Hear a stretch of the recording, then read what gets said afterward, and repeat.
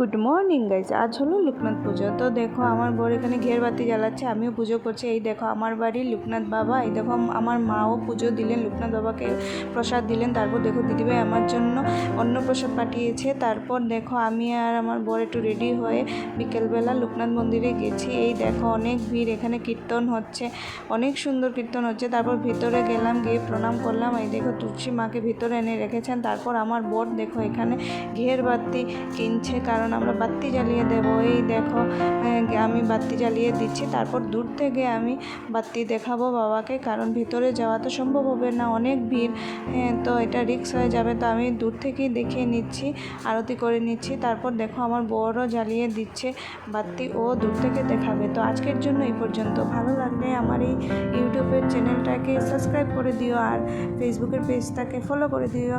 তো টাটা, love you guys, bye by.